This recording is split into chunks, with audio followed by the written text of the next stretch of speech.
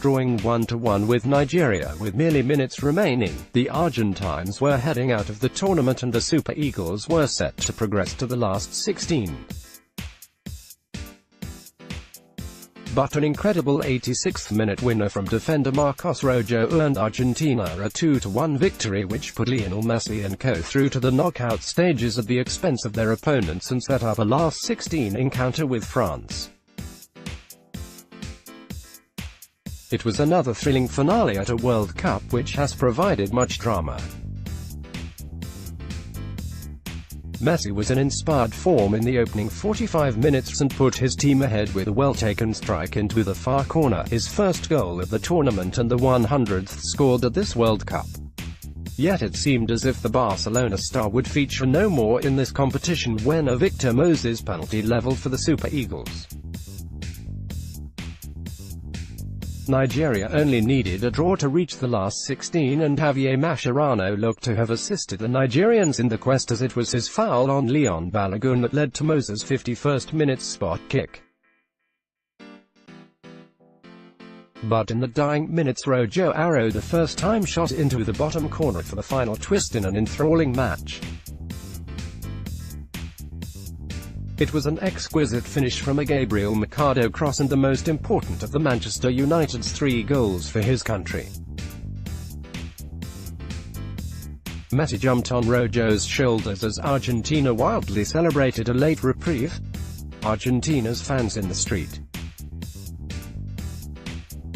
Petersburg Stadium celebrated equally ecstatically, notably football legend Diego Maradona, who directed a middle finger salute with both hands at hecklers below where he was sitting.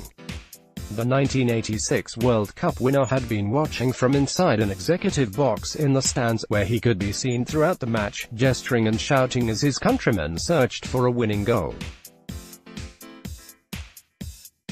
Following the final whistle, Maradona, 57, was reportedly treated by medical staff in a nearby room, with videos posted on social media showing the ex-Argentina star being helped from the stands. According to Argentinian newspaper La Nación, Maradona was treated for low blood pressure and left shortly afterwards. The Nigerians, meanwhile, were left to wonder what might have been had they been more ruthless in goal.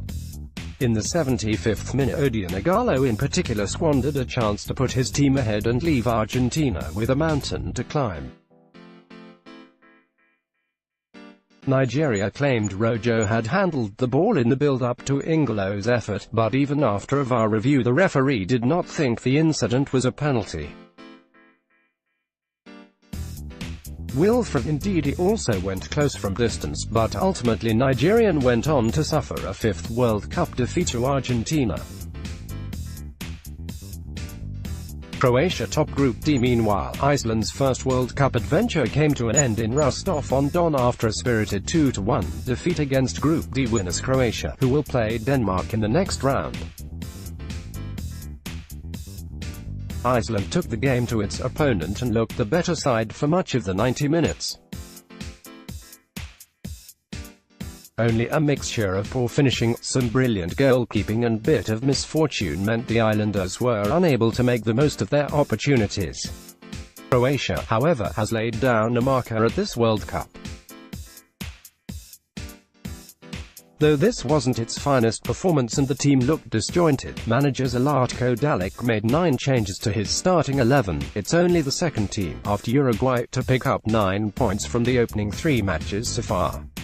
Boasting an abundance of talent in midfield, including the likes of Luka Modric, Ivan Rakitic and Mateo Kovacic, Croatia is being tipped by many as a dark horse to go far in Russia. But it was another of its stars, Inter Milan winger Ivan Perisic, who won it for Croatia at the death, after a Gylfi Sigurdsson penalty had cancelled out Milan Barde's volley. After an uneventful opening 40 minutes, the match finally came to life as the interval approached and Iceland began to test the Croatian defence for the first time. Alfred Finnbogason came closest first, exchanging a neat 1-2 with Sigurdsson before curling his low shot narrowly wide of the post and into the side netting. Croatia were being forced to withstand a barrage of pressure, repelling corners and a trademark Icelandic long throw. It was then Aron Gunnarsson's turn to bring the fans to the edge of the seats, running onto a loose ball on the edge of the area and bringing a spectacular diving save out of Croatia's stand-in goalkeeper Lovre Kalinic. Yet it was Croatia who took a surprise lead early in the second half. Bardet had only moments ago seen a thunderous strike hit the crossbar, but he kept this one down and volleyed the ball into the net. Despite the setback, Iceland continued to press and looked by far the better side. Birkir Bjarnason scuffed a shot in front of goal after being found by Finn Bogason, but Iceland would soon have the goal it deserved.